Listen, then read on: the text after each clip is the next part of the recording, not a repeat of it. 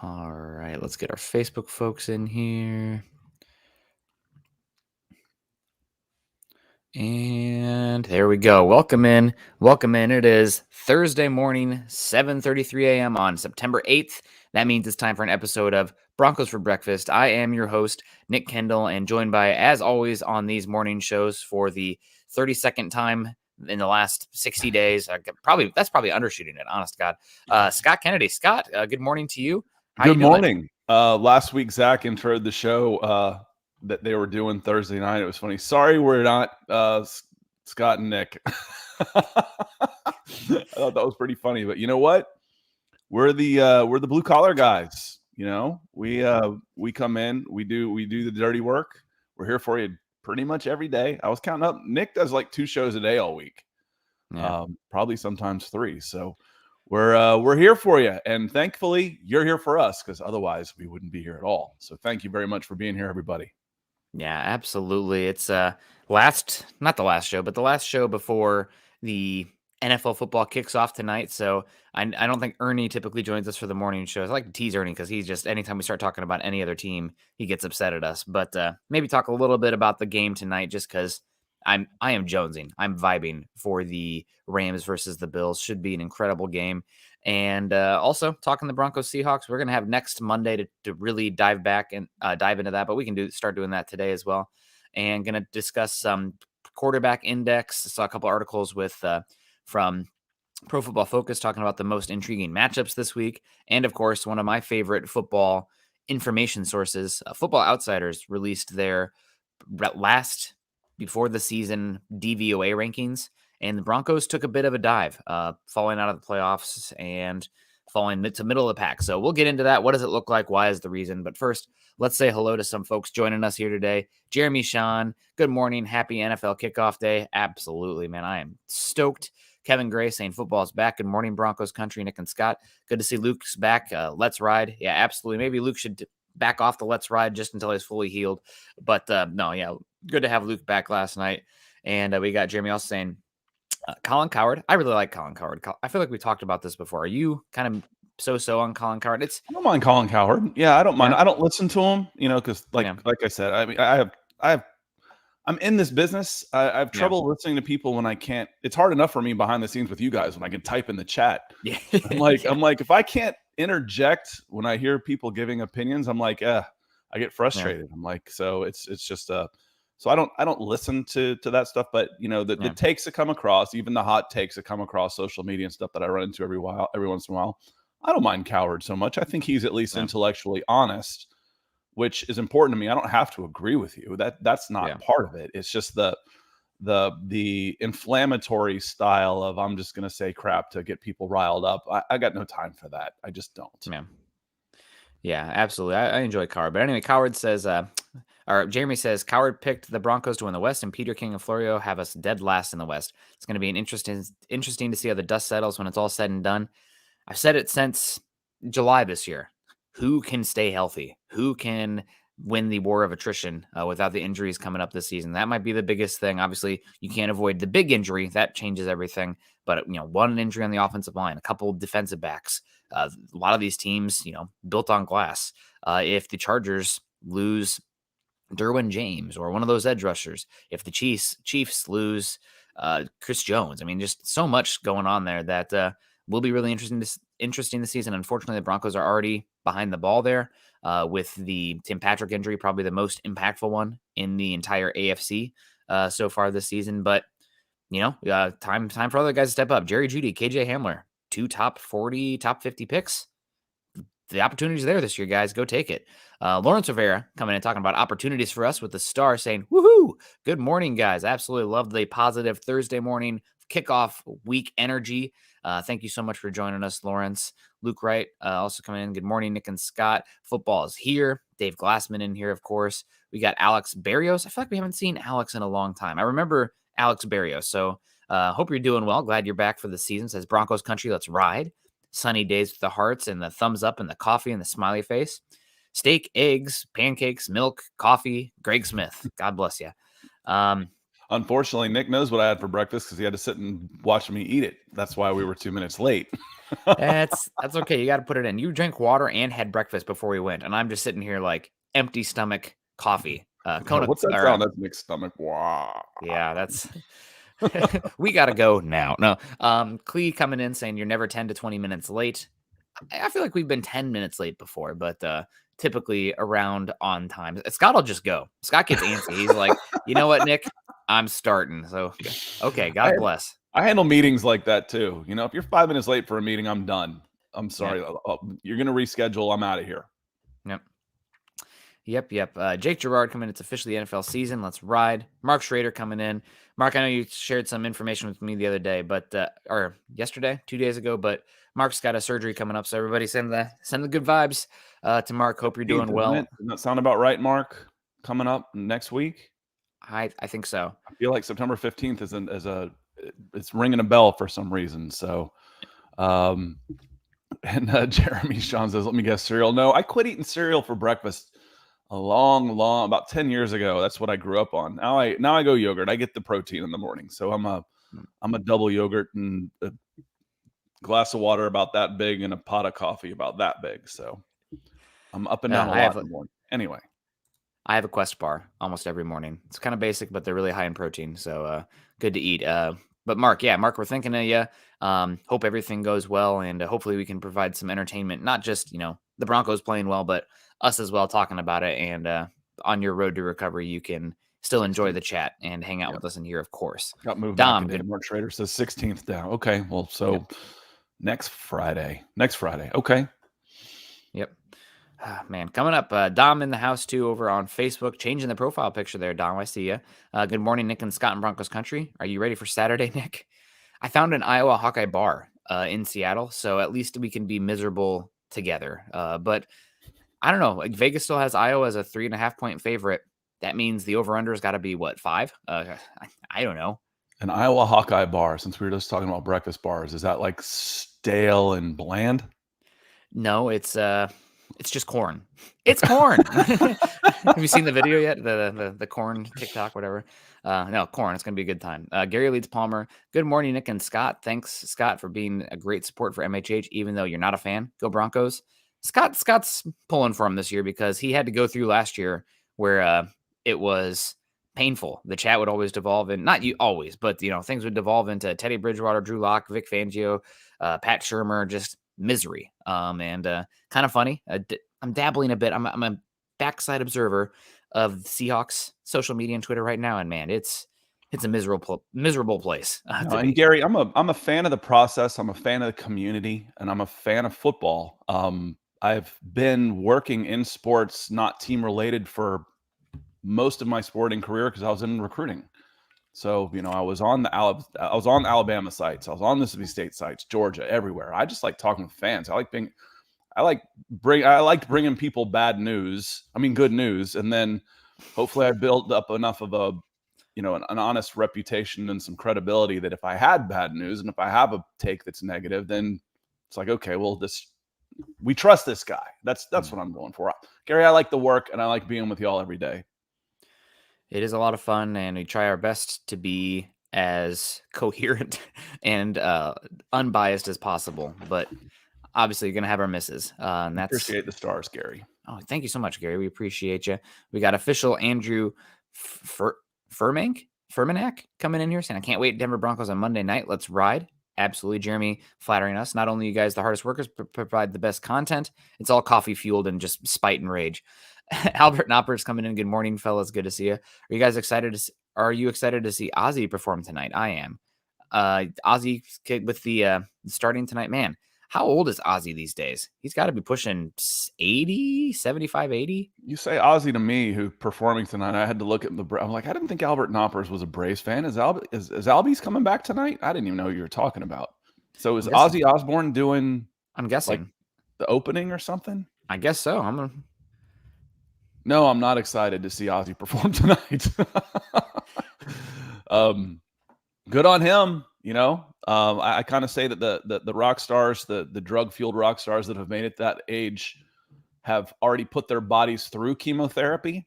and survived it. So now they're like preserved mummies. You Yeah. look at the Rolling Stones, Ozzy, any of those guys that have made it. You're like, how do they make it this long? They already put their bodies through chemo, literally. Yeah. They're zombies. But not Rob Zombie, but you hear me. Troy Line, so ready for football season. Hardly even catch live shows. Good morning. Well, good to have you, Troy. Cute picture of you and the little one there. Peter Middleton, football's back. Glenn Hare's in the house. Good morning, fellas. 2 weeks from Saturday, I'll be at Mile High for the first time. Excited is an understatement. Well, have a good time. Watch the weather. When I went back in, God, would it have been 2017? It was the game where Bradley Chubb had 3 sacks against Andrew Whitworth and the Rams. It was kind of a rain snow mixture, and water just kind of pooled up in the area where your feet goes. Luckily, my wife and I were in Colorado for hiking and whatnot, so we wore our hiking boots and kept our feet pretty dry. But people around us, a little miserable. Not the best drainage there in some of those spots. So keep your feet dry. That's one of the rules to live. Scott, would you eat yogurt? Scott's eating yogurt every morning. Yogurt. What kind of yogurt? It's usually Chobani fruit at the bottom type. So today it was cherry and peach. Cherry and peach. Do you put a little granola on there or any honey or No, anything like that? that's extra work, man. I am so lame when it comes to food. I'm like quick, tasty, filling, healthy. You hit 3 of those 4, I'm pretty happy. You ever seen the movie Snowpiercer? Does that ring a I bell? watched the show on TNT the first 2 seasons. Okay, but not the movie. But not the movie. Okay, they eat like a gelatinous food bar that's essentially like compressed crickets, and I'm like, Scott be like, oh, well, it's food. It's right there. It's easy. Tastes all right. All right. Yeah. Am I full afterwards? Yeah. Good. I'm good. I like being full. That's great. Benjamin Flores, morning fellas. Super excited for tonight's game. Us as well. DeAndre Weatherspoon with a new picture coming in here. Looking good, DeAndre. Hope you're doing well. It says, good morning, boys. The Broncos can make the playoffs, but they have to win games that they should win and win a few tough games. And still can't wait for week 1. Go Broncos. Let's ride. Yeah, this is that's the way it works, right? You got to steal a few and you cannot drop any. So obviously the Broncos this year are going to drop 1 or 2 that they shouldn't, or that they should be favored in, that are closer to 50-50 games kind of things. But that's going to happen, and I expect it to happen early. I'm guessing the first half of the season there will be a game the Broncos drop, but hopefully they can go in and steal a game as well. At Arrowhead, winning one of the road games in the AFC West. Those are the ones that I would expect the Broncos to be not favored in, especially because they play on the Raiders early. I'm not buying any Raiders stock. I don't know. Maybe I'm going to be proved a fool, but there's all this Raiders hype. I just do not get it. Man, team drama too. My international football team is always team freaking drama. It's unbelievable. The Raiders are like that. Yeah. They're always in the news mostly for the wrong reasons these days. Like, when's the last time the Raiders were relevant? It's been a while. Like really legit contenders and a team that you didn't necessarily want to face, but a legit contender. It's been what, Gruden? I was thinking, the 2002 team with Rich Gannon when they lost the Super Bowl to the Buccaneers. I guess they had that one year where they, a few years ago, where they made the playoffs. Derek Carr got hurt, and they had lost to the Texans the first week or first round of the playoffs. But were they legit, or were they a 9-7 sneak in? We try and get as many teams into the playoffs as we can team. I feel like they had 10 or 11 wins that season. They're pretty good. That's what I remember, at least. But that's like the only blip I can remember them being relevant. Jake Gerard. They were because there was an old shirt. It was like it was Steelers team of the 70s. And then it was I don't remember. There was one that was team that may have been Packers team of the 60s, but then it had the Raiders put out a shirt because they won Super Bowls in all of those 60s, 70s, and 80s. It was like Raiders team of all ages. Well, that stopped in the 80s. Yeah. That's a long time ago. I know. I was there. Yeah, you think Nebraska fans are stuck in the past, man? Those Raider fans, Jake Gerard, first place. 10-7 last year, 12-4 and 16 might be the one we were talking about. Yep, they were good that year. But their last winning season before that was 0-2. Good Lord, they've had terrible. 2 winning seasons in 20 years.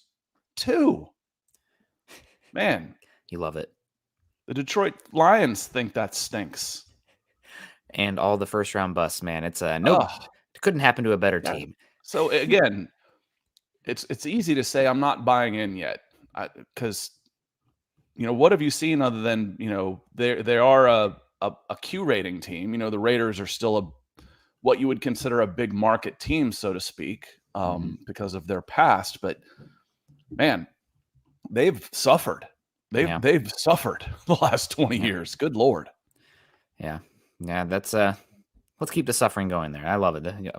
What is it? Autumn is the autumn wind is a raider or something. Whatever the old song goes like. Jake Gerard, the first play should be a Jerry Judy jet sweep because I just bothers me. We'll never know how it will work out. You know what? I think they would have loved to use KJ Hamler instead, but he went down week 3. So maybe a KJ Hamler one, although you want to protect him. Brian Alexander, good morning, Broncos country. Let's ride. We also got Jose Johnson. Will Iowa score a touchdown this weekend? Yes, but it'll be the defense. God, you left me the out there. We got Carlo David coming in. Good morning, Denver Broncos for life. Todd Smith with Starry Night saying howdy Broncos country. Silky Wilkie, like that. Good morning, Broncos country. Are you as excited for game 1 as I am? Well, I don't know if I am because my predominant feeling for something like this, especially when you're this favored, is nervousness, anxiety. I have anxiety for week 1 because if it's one of those ones where if the Broncos lose, it's going to be the narratives and the people coming out and the Seahawks fans, especially me being in Seattle, are going to be very annoying for a little bit. So I'm going to say that I am excited, but I am also extremely anxious. When it's lopsided like this, and again, I told you this story like 2003. I went to Auburn. I was a huge college football fan. 2003 Auburn Tigers are ranked 3rd in the country, and it took them 3 games to score a touchdown. I mean, they were awful. Yeah. And when you have a team, when you're favored like this, it's anxiety because it's like, okay, you win. You're like, whew, all right, we were supposed to win. It's not quite like that with NFL because, winning the game isn't necessarily as a given as it in college football. The power teams are going to win 12, 13 games, and they're going to win most of them by high double digits. Yeah. But I was like, man, I'm not happy when they win and I'm miserable when they lose. I need a new hobby. So, you were talking, Gary, that's kind of when my fandom went out the door. I'm like, I don't like this. I'd rather be in the prognostication, instead of being wrapped up in fandom because it's like, that's what I said. I need to do something else. I didn't watch a single game in 04 and they went 14-0. Yeah. And I'm superstitious as hell. So, man, all I can say is that I consumed more than probably the recommended amount of alcohol this past Saturday watching the Iowa offense against FCS opponent South Dakota State, who's great. They're a great team, but like, man, my dad's like, are you not going to enjoy the baseball game because you're so upset about this Iowa game? I was like, once it's over, I'll be able to flush it and compartmentalize. But like, are you watching this offense right now? I am upset. Chase Wellner coming in. Morning, fellas. Not sure about you, but I'm kind of glad we didn't get picked to open versus the Rams. I am as well. I think Monday night, kind of the nightcap or the week cap, is a better spot. And I'm glad. It makes me nervous as well, but I'm excited for it. Also, Monday is a great time. I can take a half day of work, walk down. I'm going to walk down to the stadium from work, about 1.5 miles from my office. And that's nothing compared to my hikes with a 6-pack of beer or something. And your neck gets sore from watching the game like this. Yeah. And for those of you listening, I'm just sitting there shaking my head for 3 hours with what I'm watching. Yep. But that's I'm kind of glad we're not playing tonight as well. Excited for the game. We got Mark also coming in saying, glad you are here too, Scott. Almost have made me a Falcons fan. Definitely know more about them than any other team other than the Broncos. That's a rough go. I don't recommend it for anybody. It's kind of, you run into people, run into international fans of soccer and they say, oh, I'm this fan. I'm like, well, wow, that's ballsy. You gotta be a fan. You gotta be a fan to be a Spurs fan. You gotta be a fan and be a Falcons fan. When I moved, like I said, I'm not nearly as into it as I was. My fandom is poured into, something that I don't work on. Yeah. So, but when I moved to LA and I had 2 kids that were born in California, I'm like, they can choose anybody in any sport except NFL. They have to be Falcons fans. You're born into that. There's just not enough of them around. This is a birthright. This is what you got to do. They don't care. My daughter's like, yeah, go Falcons, which couldn't name a player. And so they don't care. Yeah. I don't know if y'all have kids under 13, but mine just don't watch sports. Hell, they don't watch TV. That was an interesting thing growing up, trying to explain, what do you mean the show's over? They've watched everything on demand their entire lives, Netflix, whatnot, and so on.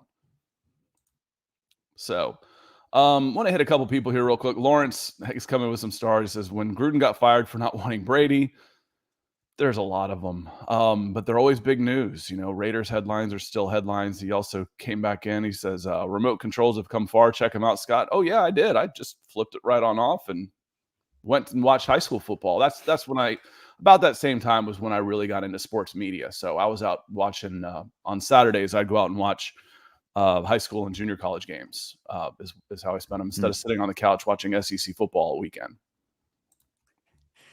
We got Rob coming in. Good morning, Nick and Scott, the best MHH team. Thank you so much. Football is back today. Yes, it is. Great to see. We got Colin saying Soylent Green is people, man. Don't know what that means, but hello, Colin. Good to see you. Bama X, good morning, Broncos country. Awesome to see you. We also got Big E coming in saying good morning, everybody. Are you ready for some football tonight? Absolutely. And Michaela coming in. Michaela's always coming in the chat, and I feel like she was here last night or Tuesday night. We didn't get to her, and I really wanted to say hello. So hello to you, Michaela. Hope you're doing well. Thank you for joining us. And she asks a big question here. Do you think KJ Hamler will have a big, impactful week 1? What do you think, Scott? KJ Hamler expectations early in the season? No, I have trouble predicting anybody, honestly, week to week, because it could be anybody. But especially for Hamler, if he gets 3 or 4 touches and kind of gets his feet wet, if he turns those 3 or 4 touches into 120 yards and 2 touchdowns, that's one thing. But I think he's still kind of in the easing in factor. I don't think he's going to be a full part of the game plan. Yeah. The thing about KJ Hamler is he's going to be he's a home run hitter. Literally, it's going to be a little bit feast or famine, I believe. So he could have a big week 1, but it's going to be 3 catches, 5 touches kind of thing. And one of them is a explosive play. So, and he's not going to have an explosive play every week. So he could have a big week 1. I'm going to go with yes. I'm here for the vibes. I've been a big KJ Hamler supporter since they picked him. A lot of people are kind of like, he's always injured or they should have drafted something else, blah, blah, blah. I think you're going to be happy to have a dynamic, twitched up, agile, explosive athlete out there. So I'm going to go yes. Yes, let's do it. Good vibes only. Ryan Rice coming in. What's up, Broncos country? It's time. Going to win by 14.5. So who's going to score the half point? That's my question here. No, thank you so much, Ryan. Hopefully that is correct. We'd appreciate that if they do win that by that much. I'd appreciate that too, being at the stadium too. Kayleon Green saying, yo, good to see you, Kayleon. We appreciate you. Ashton screwed up his back, and I'm 30, stuck in bed and waiting for muscle relaxers so I can get up and use the bathroom. The worst. Thanks for helping me pass the time. Well, hopefully don't pass anything else until your muscle relaxers kick in, but that sucks. Not to overshare. Natalie's had a little issue with her back as well, which has deterred her for some hiking and backpacking. Just not fun to carry 30 pounds if your back is in pain. So definitely have some empathy for you in that regard. Yeah, that sucks, Ashton. Head, neck, and back's no fun. When you can't get comfortable when your core is screwed up. Yeah. Nope. No fun. Hopefully it gets better soon. That's a real issue. Matt Henry coming in. Good morning. Let's go Broncos. Good to see you. Michaela says they're just doing good. My son turned 10 yesterday. Ooh, well, it's not clicking for me. There we go. Son turned 10 yesterday, so I had to listen after when he went to bed. It was busy. Happy day here. Oh, happy birthday to your son. Appreciate you. And Scott, is my internet kind of going in and out, or are you freezing up on me? Well, you sent me a quick note saying that mine was, and mine seems okay. I'm not getting any notes or anything, so it might be you. I'll drive a little bit though. Jao Miguel comes in. He says, I've seen some Seahawks fans saying that this Broncos team has nothing special and they're going to win. All right. I don't think I'd ever heard. I knew the straw man argument. I don't think I'd ever heard the steel man argument until I started listening to Chad and Zach. So they said, let's steel man this one just a little bit. And you start looking at it from last year. It's like, okay, where are your Pro Bowlers? Where are your big weapons? Your number one receiver was okay last year. He wasn't anybody that's you're tearing down the door for fantasy rankings. Cortland Sutton's not a household name, which is something that we've talked about before, who's ready to break out on a national scale. They're the only player on the Broncos that has a national name right now is the new quarterback. And we already know the Seahawks fans aren't going to be talking him up too much. So you look on the other side of the ball and you're like, okay, but Justin Simmons, a lot of guys get 1-year Pro Bowls. Is he going to be to sustain it where he's a guy to be feared? Pat Surtain, He's getting all the love last year, but this year in the offseason, last year, if I'm looking at it and I'm, checking out and I don't know the Broncos that well and I go to PFF, I'm like, well, he was 40th last year, in PFF rankings. What's the big deal? So, Joe, you can absolutely, it's not surprising to see some Seahawks fans saying this Broncos team has nothing special and that they're going to win. It's not an unwinnable game for them, for sure. And there's not the superstar quality names up and down the roster yet, because this team, we like to think has been held back from its full potential and is about to be unleashed. Mm-hmm. I mean, the Broncos don't have anything special is kind of, I guess it's somewhat true given where they've been the last few years, but team's been held back because of quarterback play, and that's even true for the defense. So we'll see how it plays out. Obviously, we're going to gather a lot more information about these teams. Some teams are way overhyped and some teams are underhyped. But if you're just looking at big names, though, the Broncos don't have any. Yeah. When you start doing comparisons, you're like, okay, Raiders, Devontae Adams. Yeah, that's a name. Even if I go to the Seahawks and I say DK Metcalf, yeah, that's a big name. So there aren't anybody out there. Sutton was on that path. We think Javonte Williams is on that path. We think Surtain is on that path. Certainly. But they're not necessarily there yet. But that's what's fun. We want to talk about let's ride. The ride is what's fun. Just bringing in guys isn't nearly as fun to me as watching a team organically grow and reach those steps together as a team. I think that the journey is just as much fun as, okay, we got lucky, we got hot at the right time and, we weren't really that good a team and we won it all, surprise. But it wasn't that great a team and it was unsustainable and we just disappeared the next year. That's not this Broncos team. This Broncos team's on the ascension. Yeah, absolutely. I mean, you'd hope people would know Sutton, Judy with the huge college profile, Bradley Chubb, 5 overall, Patrick Surtain, big college profile, high pick, and Justin Simmons resetting the safety market. And also, you'd hope people know Justin Simmons because of his humanitarian work. But you'd hope they don't. That's coming though. I think with the spotlight with Russell Wilson here, this is gonna hopefully be a dawn of a new era in Broncos country. But it comes with success. Yes. The more success you have, there's players like that, maybe not to the same level, but there's players like do that toil away behind the scenes that don't get the spotlight put on them until they start getting into the national spotlight on big games, big meaningful football games for the world to watch. And the Broncos haven't played many of those lately. Yep. Elliot D coming in. Good morning, gents in Broncos country from Page, Arizona. Football is back. I'm still not well after Patrick's injury, arguably the number one receiver in his opinion. Yeah, it's definitely a bummer to lose Tim Patrick, and it's a huge bummer because I think Patrick would have fit extremely well with both Hackett and Russell Wilson. And this is a good lead into our title card topic today about Football Outsiders, putting the Broncos as the 15th ranked team in the NFL this season. And since Football Outsiders put out their almanac before the season, Broncos dropped, I think, 4 or 5 spots because of the Tim Patrick injury. They write that Denver declined on offense because of the injury to Tim Patrick. Tim Patrick has been really good the last couple of years. Personnel changes. The personnel change variables for skill position players are based on DYAR, and Tim Patrick had 190 receiving yards last year and 183 receiving yards the year before, both ranking in the top 20. So, losing Tim Patrick hurts the Broncos offense according to Football Outsiders. That puts the Broncos offense, according to DVOA, as the 9th best offense in football this season, which we would take. Honestly, a 9th ranked offense for the Broncos, you think they'd be good. However, DVOA thinks the Broncos defense is going to be absolutely terrible. Terrible. 29th ranked defense in football, according to Football Outsiders DVOA. That's a bold statement. Yeah. That's coming out in 29th.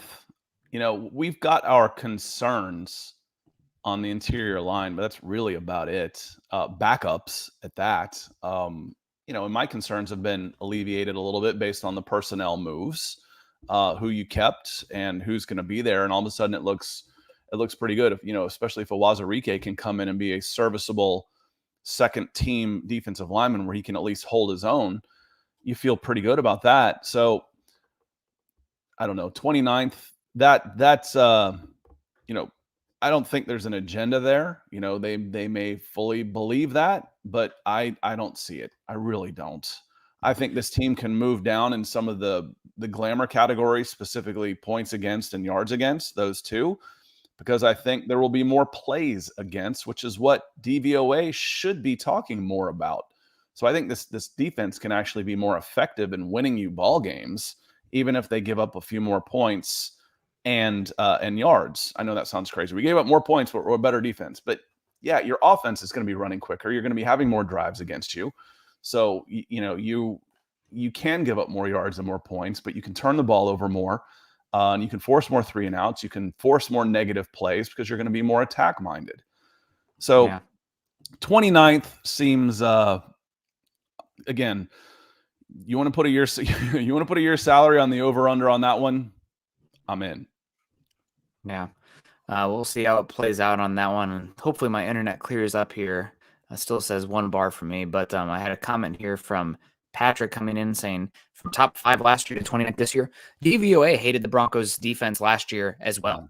They did well in points, but that's about it. They gave up a lot of yards and their points per drive were actually bad. I think the Broncos defense had faced the least amount of offensive drives last season. So their efficiency metrics were bad, but the Broncos last year had the 20th ranked defense according to Football Outsiders DVOA, which is not good. Their run defense or their pass defense was, let me see where they at here. Oh, Denver. Pass defense for Denver was 20th. The rush defense was 21st. And also the advanced stats, EPA, was also horrible for the Broncos as well, stopping the run and stopping the pass. So, and the easy way to talk about that, Pete, was the eye test.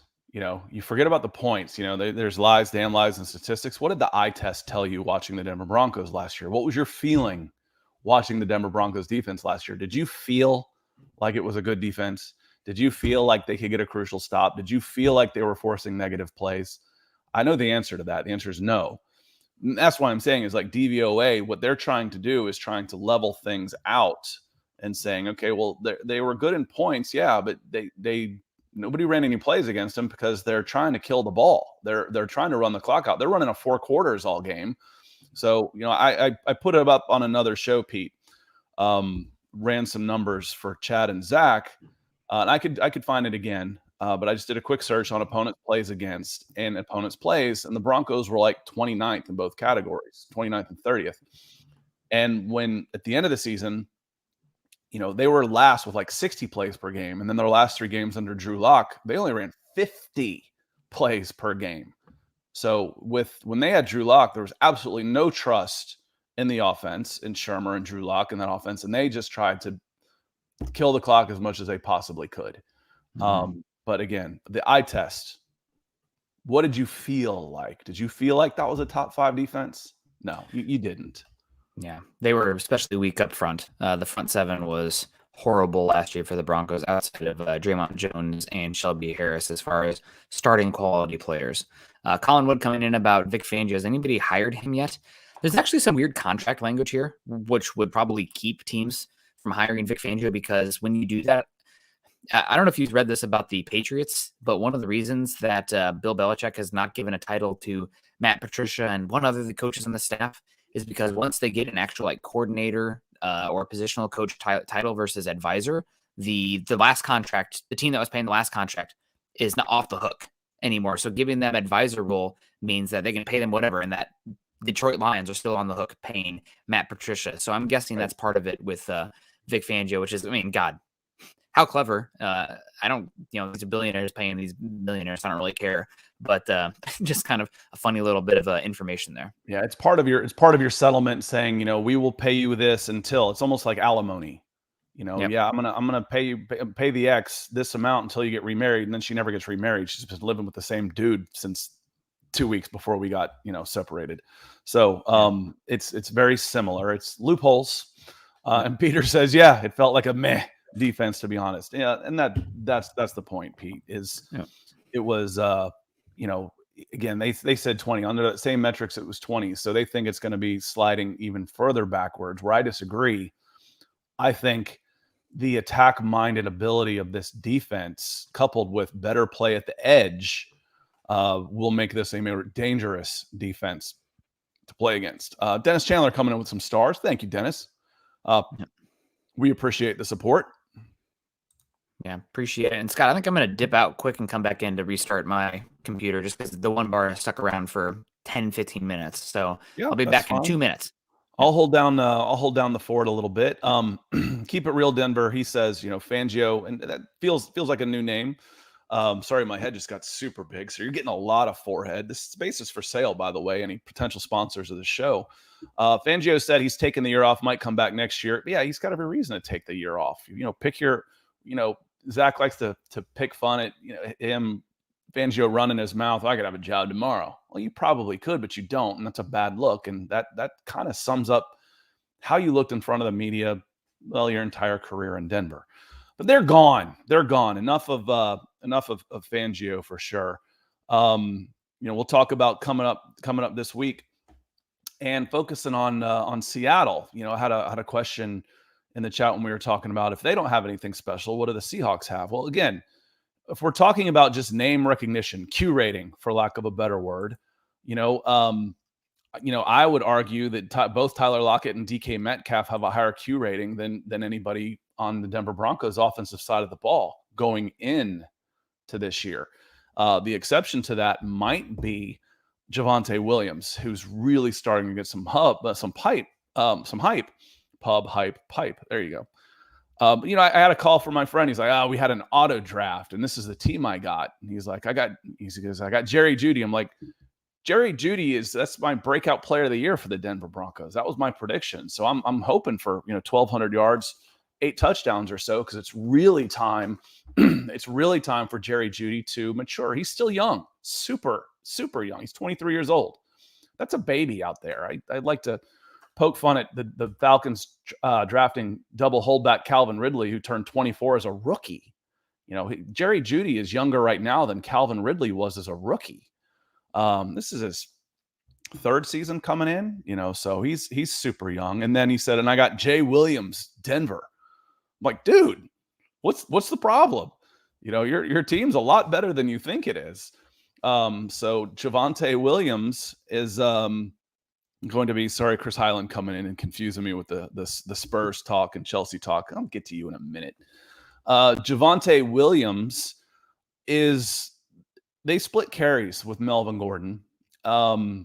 And I think I looked it up and I was like, 20 more carries puts them top 10. That's all it would have taken. So they were tied for 15th in the league in rushing attempts because they had the exact same amount of carries.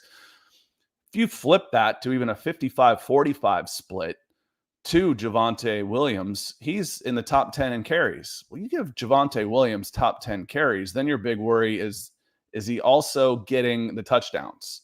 I don't necessarily want a Barry Sanders situation here where Barry Sanders had, the huge numbers on offense. Not that I'd be bad with Barry Sanders. I'm talking fantasy here. And Javonte Williams ends up with 1,400 yards and 3 touchdowns because they're giving the ball to someone else down in the red zone. But that's a problem you wouldn't mind so much as a Denver Broncos fan, that's for sure. So Nick is back. Welcome back. Clear as a bell. Long may it last. For the next 5 seconds. Nick looks clearer. Well, that's great. I gave it the old reset on the computer. No, it's proactive. No, absolutely. Coming in here, I want to talk a little bit more about this DVOA, just kind of seeing where the Broncos fall compared to some of these other teams. So Scott, obviously, they use their metrics, and it's just a guideline. It's not the end all be all, because especially this early, we haven't gathered data. But the number one team, according to Football Outsider, and I should share this link. What am I doing here? A little easier for the folks joining the stream here. Kill your internet completely. Yeah, that's number one team here, the Buffalo Bills. Not surprising at all. Bills seem like the favorite for you got to zoom, though. Yeah, there you Vegas. go. Yeah, there we go. Yep, slowly but surely. Let's do even one more. Oop. So the Buffalo Bills, but then the Baltimore Ravens coming in at 2. A little surprising there overall. Big gap there also between the Bills and the rest of the team. 15.8 DVOA to 10.7 is a massive drop. Baltimore number 2, the Rams number 3, Chargers number 4, Buccaneers 5, Philly 6, Kansas City 7, Green Bay 8, New Orleans 9, Minnesota 10, Cincinnati 11, Dallas 12, Las Vegas 13, Patriots 14, and Denver 15. So scroll all the way down. I want to see where the NFC South teams are. 27 for the Falcons there. Indy coming in 22. Last worst team, Giants, Carolina 31, Washington Texans. Commanders. Titans probably the lowest, actually, considering they were the number 1 seed in the AFC last year. To go all the way to 29 seems Houston's insane. higher than I expected. Houston and Chicago, the Bears are both higher than I was expecting. And Detroit, right there at 23. But yeah, Denver, middle of the pack, behind. So looking at this, just off the gut, looking at this team, where would you think Denver should have fallen? And obviously, you can see over here, I don't know if you can see my cursor, but the 29th for the Broncos defense is really dragging them down. I think bottom half of that yellow would be okay. Somewhere in that neighborhood, which would put them on the back end of top 10, which, according to their metrics and the things they do would be a massive improvement. But I'm expecting a big improvement. Like we said, I think Peter said it best. It was meh. That was the team was the defense felt meh to me. I'm like, yeah, that was about what it was. It was meh.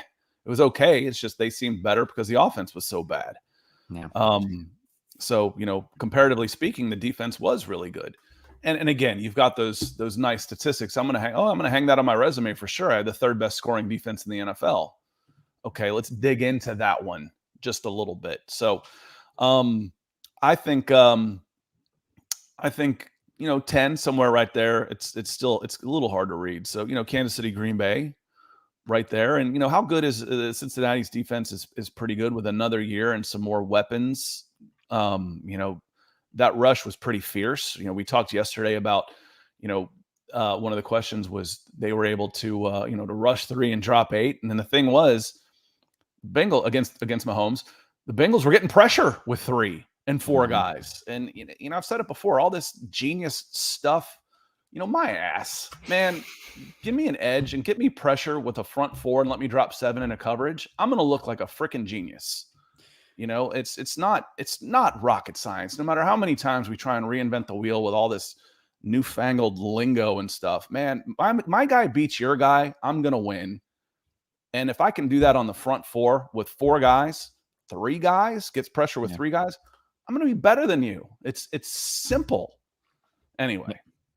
Careful, Wade Phillips will block you for that kind of language around here. Obviously, you say that about the 2015 defense with the Broncos studs they had, and it's, oh, wow, play man coverage and win with 4 guys. That's a really hard one to conceptualize there, but no, it's not a great concept. I mean, look at the teams we talk about with defenses. When we say, oh, their defense was a Super Bowl caliber winning defense, they were always able to get pressure with their front 4. Or with their edge or whatever. They weren't blitz happy. Even the old attack-minded Buddy Ryan Bears, 85 Bears. Their front 4 there were incredible. Wilbur Marshall was on there, Richard Dent, Mike Singletary to clean everything up. It's still a players-based game, and then just don't screw it up. Let them attack. Let them be football players. Yeah, absolutely. So obviously we got Bush N666 coming in saying, I learned saying learned DVOA is a joke, lost all credit for me. It's still early in the season. DVOA is one of those things where even the people who work for Football Outsiders would tell you that this is more of a parameter early in the season. But once they get, 6-8 weeks in and they can crunch those numbers from all those games with varying sample size, different matchups that are happening there, that's when they get stronger as the season goes on. So it's a statistical output that gets better the further the season goes along. Typically is the trend. Otherwise, guy who returns a kickoff for a touchdown and 14 minutes and 50 seconds into the game, it's 7-0. Like, we're on pace for 40,000 points this season. Yeah. Of course you're not. You need a larger sample size, but then, the formula isn't all that complicated either. Hey, there's a trend. Well, wow. Yeah. It's a trend line. You're going to have ups and downs on a line graph, but where's the trend line going? And that's the longer that line graph gets, the more accurate the trend line becomes. Yep. Absolutely. I always love it in baseball early in the season, ERA of 100 when one reliever comes in and gets one out and gave up a 4-run home run or something. But we'll see how it goes. So Scott, before we start to wrap up here, thoughts on tonight's game? Obviously we are very focused in on the Broncos and the Falcons. Also, Scott, I drafted 2 Falcons in my fantasy draft last night, so I'm holding you personally. Did you get Drake like I told you to? I did not get Drake. He went right before my pick. I got Kyle Pitts in the 5th round, though. and I got Cordell Patterson again with one of That's my a nice last like flex. 4 And if you picks. can get Kyle Pitts and a tight end mandatory, you are solid because Yep, he's going that's to what play I wide did. receiver all freaking year. Yep. And Colin says Pittsburgh blitzed us to death. Yeah, I'm not saying don't blitz. I like the blitzes for sure. They're fun. Mhm. But again, Pittsburgh finished 9-7-1 last year. Yep. If you're relying on the blitz, if your defense is based on the blitz, then you are vulnerable on the back end of that. These quarterbacks, if I pick up a blitz and man coverage, you're toast. So if I can get that same amount of pressure and have more guys in coverage, I'm going to be a good defense. I'm going to be a real good defense for sure. Tonight, I'm looking forward to watching Josh Allen play again for sure. Can he become consistently what he's capable of when he's at his best? Not that he's going to play his best every time, but what separates the long-term greats is they're throwing 3-4 touchdowns every game. They're consistently 300 yards, 3 touchdowns, maybe an interception every 2 games. Can Josh Allen take that next step where he's consistent week in and week out, where he's focused, a true pro? And I say that knowing that, he was really good last year, but also one of the games I watched, all 4 quarters of him, was against the Atlanta Falcons, and he just kind of screwed around and chucked 3 interceptions. He just wasn't mentally into that game, and they still toyed with Atlanta. That's how good Buffalo was. So I'm looking forward to that one. There's also a motivation factor following the year. You've accomplished your goals. It's really, really hard to go back-to-back for a reason. Credit to the Denver Broncos for being able to pull it off. It doesn't happen very often. Yeah. So I think the Bills will be a little bit hungrier than the Rams, but it should be a hell of a game. I am looking forward to it tonight. Yeah, 100%. And should be a good game. I'm really curious to see how the Rams defense holds up and how they look to attack Josh Allen. Obviously, the Broncos do not play the Bills in the regular season, but if everything goes according to plan for the Broncos, you would seem to be, or at least ideally, maybe not according to plan, but as good as possible, you'd eventually come into a collision course with the Buffalo Bills. How do you slow down Josh Allen? What does that look like? Rams, in theory, should be playing the same defense as what the Broncos will play this year. They have a number 1 bona fide cornerback. Obviously, nobody has an Aaron Donald, but Denver has some pass rush options up front, depth-wise. How do they attack Josh Allen? What does that look like? Excited to see that. And also, the Rams are running a West Coast offense, outside zone stretch style of offense. That's what the Broncos, in theory, should be running. We'll see what it looks like. It's a little different from what Green Bay did to what the Rams did. But still, will be interesting to see that matchup and how the Rams match up against the Bills, because if everything goes right for Denver this year, eventually you're playing them. And it'll be fun. I'm actually, now I'm just, being a troll. I'm actually looking forward to watching a former Seattle Seahawks legend star with his new team, Bobby Wagner. Mm-hmm. Yeah. So, he's not the only one. He's not the only one that was gone. So I'm looking forward to watching Bobby Wagner a little bit. So it's funny. You look at the construction of the defense for the Los Angeles Rams, and you can see why it says, well, who cares about the linebackers when you got Ashawn Robinson and Aaron Donald in the middle, Leonard Floyd coming off the edge, Jalen Ramsey at corner. Man, I just need a cleaner after that. Just mop up anything we miss. We just need you to mop it up. That's it. I don't need you to be the guy. Yeah. And Peter coming in saying, which top team has a shocking season? So which team, I think the way this question is worded, the way I'm going to interpret it is that, like, which team is expected to be in the top that has a shocking season? So somebody who the floor drops out, or somebody who looks a lot different than expected. My shocking top team this year is going to be the Green Bay Packers. That's mine. Damn it. I've told you that before. I've said that before. Now you're just stealing me. For me, it's Packers. I agree. 100%. Mine's a little different, maybe. It's because I think the Packers are going to contend for the best defense in football this year. I think that Aaron Rodgers is going to play still well, but the offense is going to be much more ball control, protecting it. I love the way this Packers defense is built. They have arguably the best cornerback in football. I think Rashawn Gary is an emerging superstar. They have a lot of secondary depth. They have a lot of good defensive line pieces. I drafted the Packers in my fantasy draft last night in one of the last rounds, and I expect them to be a top 5, top 3 defense this season. Yeah, so it's Aaron Rodgers and the defense, yes. basically. I mean, they've got a decent offensive line. I guess I should I should stick to what I've been preaching, which is a good running game and a solid defense and a quarterback that can pull a rabbit out of a hat. But I just feel like they're stale. They're stalling on defense. I mean on offense. I'm sorry. I was going to say the defense looks When great. they run into some of the top tier teams, they struggle to move it because Aaron Rodgers can't do it all by himself.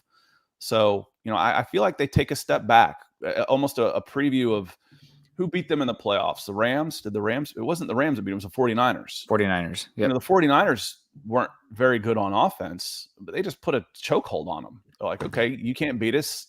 And, our offense is better than your defense, and we're not very good, and on offense, I mean, their defense was able to just choke the life out of them. What has gotten better for the Packers on that side of the ball in order to beat a team with a good defense? That's my big question. I feel like they've gone backwards, if anything, on offense. They might have gone backwards in offense, but honestly, this Packers team, to me, seems like it's built like those. They don't have Bill Belichick, but those early 2000, mid 2000 Patriots teams, where it's like, okay, who the hell is catching the football for them? But they have an elite quarterback. The offensive line is good, a couple good running backs. But man, the defensive depth chart really impresses me. Kenny Clark is probably one of the most underrated defensive players in football. They got two absolute pterodactyls at linebacker in Quay Walker and Devontae Campbell. And last year, the Packers lost Jair Alexander for the end of the season. And he was playing unbelievable football before then. So I don't know. I think it's the one that's shocking here is that it's the Packers, but they're going to be more like the teams that have been led by the defense with the quarterback. Like you said, though we're down by one possession late, go do some magic. I just worry because their losses last year and this is the points they scored in their losses. 3, 7. They did get in a shootout with Minnesota 31, but that's it. And then and then 10. And I'm not counting the last game against the Detroit Lions. Everything was pretty much done by then. But 10, they lost 13-10. They scored 3 points. They lost 13-7 to the Chiefs. So for me, it's the Packers, just because I think they've gone backwards on offense. And when they were losing games that mattered, it was because they couldn't move the ball. Yeah. No, absolutely. So anybody else that could be surprising top team? What about the Bengals? Bengals last year got hot in the playoffs. A lot of hype surrounding them right now. They made some barely made the playoffs. Coming off the 5th overall seed 2 years before. Nobody dislikes Joe Burrow. I feel like everybody's buying the Bengals hype. Is this a team that could have some regression that people aren't talking about? Maybe the Ravens defense. It's really hard to bet against Harbaugh. It's really hard again to bet against Tomlin. But everybody's crowning the Bengals right now. Yeah, I agree. What was their record last year? 10-7. I think they kind of eked into the playoffs. Yep. And they barely beat the Titans. They barely beat the Chiefs. And then they got beat in the Super Bowl. If they go 9-8, that's going to be very similar to where they were last year, but it will be seen as oh my goodness. So yeah, I could see them missing the playoffs altogether. Just based on, did they do enough to fix that offensive line? They had some big holes that they were able to paper over for a short period of time, but on a 17-game timeline, those holes tell. So we will see. Oh, all right. Austin Ryder comes in. He says, the Titans are the obvious one. Yeah, they're not even getting picked as a top team anymore. They're down in the 20s in all the power rankings. Yeah. So I didn't even include them. Yeah, pretty crazy because I feel like they didn't lose that many people, but we'll see how it plays out. And one position Pro Football Focus put out an article this week. Last thing I want to talk about here before we wrap on up here at the final 5 minutes of the show. Pro Football Focus did a awesome piece that I really enjoy here, but they did one matchup that could determine the week 1 game, the one that's the must-see matchup. And for the Broncos versus the Seahawks, they put it as Patrick Surtain versus Tyler Lockett. And what they write here is Patrick Surtain against DK Metcalf is perhaps a more exciting matchup, but given the alignment of both Surtain and the Seahawks receiver, he's far more likely to face Tyler Lockett the majority of the time. Interesting. Surtain has elite movement skills and is rarely in trouble throughout the route, but Lockett is an elite route runner who can win at all levels. For his career, Lockett has caught 74.1% of his passes thrown his way and generated 124.8 passer rating on those targets. So this is something we talked about.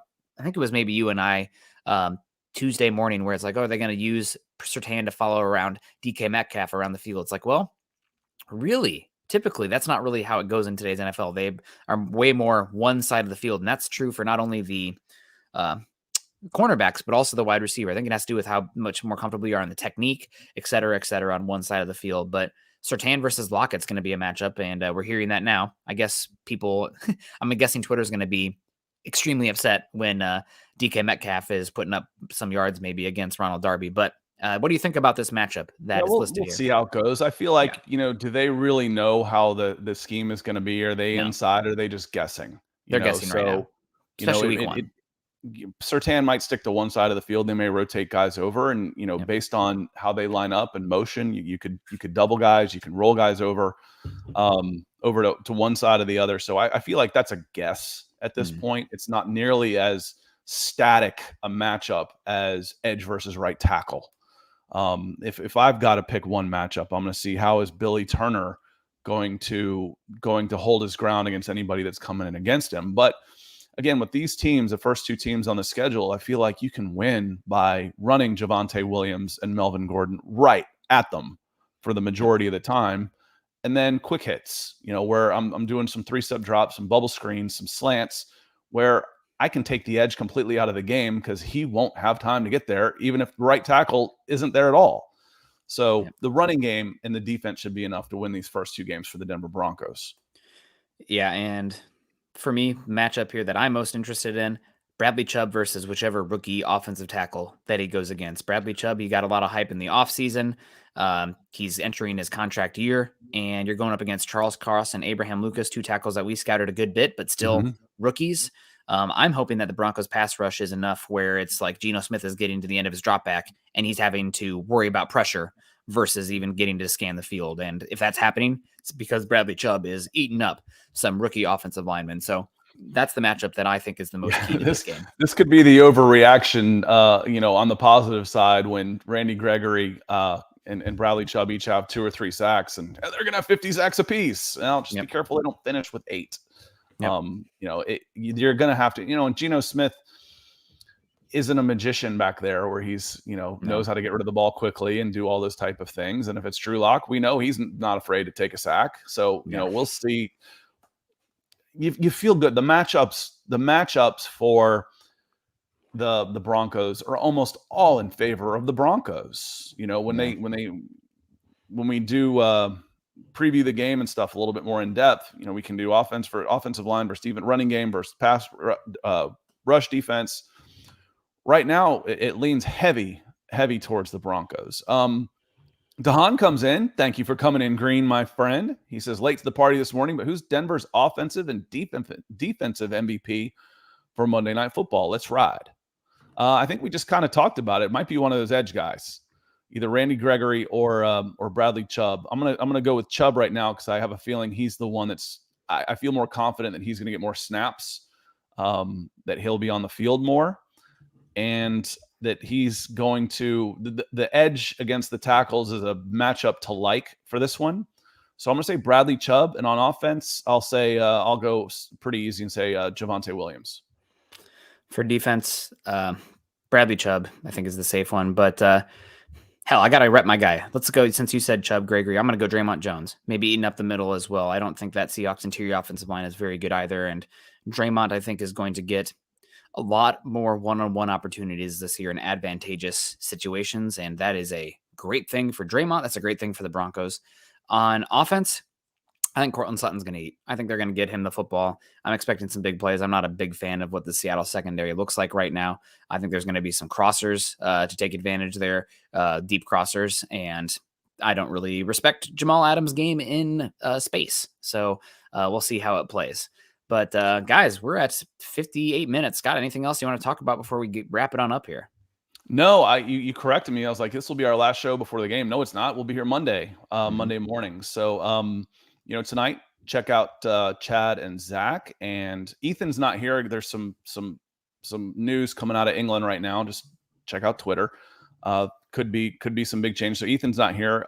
Wanted to let him know I have, and all y'all know if you're watching this worldwide, I have booked my tickets, hotel to London. So I will be in attendance October 30th, Denver Broncos. I might be outside Wembley Stadium hanging out in the parking lot, but I'll be there, baby. Awesome. Well, that'll be a great time. Very jealous. London's a very fun city, and some London news today. Queen sounds like people are gathering there. She's not doing so hot. So I never really cared too much about the royal stuff, but it's noteworthy time in history. So we'll see what happens there. But yeah, guys, we got to get on out of here. We appreciate everyone joining us today, man. The chat was lively for a morning show, which is freaking awesome. And it's just going to get better from here. No doubt about that. Make sure you guys are following Scott and I on Twitter. Scott is at Scout Kennedy. I am at Nick Kendell MHH. Also follow us at BFB_pod over on Twitter. And of course, at Mile High Huddle. If you haven't done so yet, follow our Facebook accounts at facebook.com/Mile High Huddle and facebook.com/Mile High Huddle pod. All these shows stream out on there. If you're listening to us after the fact, or you have a podcast account or anything like that, I listen to podcasts 10 hours a day on 2x speed. I'm a psychopath consuming information. But make sure you guys are finding us on Apple Podcasts. You can search Huddle Up or Mile High Huddle. Scroll down and leave us a 5-star review. I know that a lot of people in here already have, but if you haven't yet, you've been enjoying these shows, please do that for us. It's completely free. It takes 5 minutes and it helps us a heck of a lot. We need to pump those numbers up to help us compete against a lot of these other great Broncos content creators out there. So make sure you're finding us on iTunes or Spotify, wherever you listen to podcasts, leaving us a review. And as the ticker says underneath, if you're joining us on YouTube today, or you have a YouTube account, make sure you're following us on there and subscribing, liking, and sharing, hitting that bell so that way you know when we go live, in case Scott's having to finish up his yogurt. Why are Nick and Scott 5 minutes late? Well, you'll know when we go live because you'll get a notification because you click the alert button. So we appreciate you guys. Scott, what's the rest of your day looking like? Just getting amped for tonight?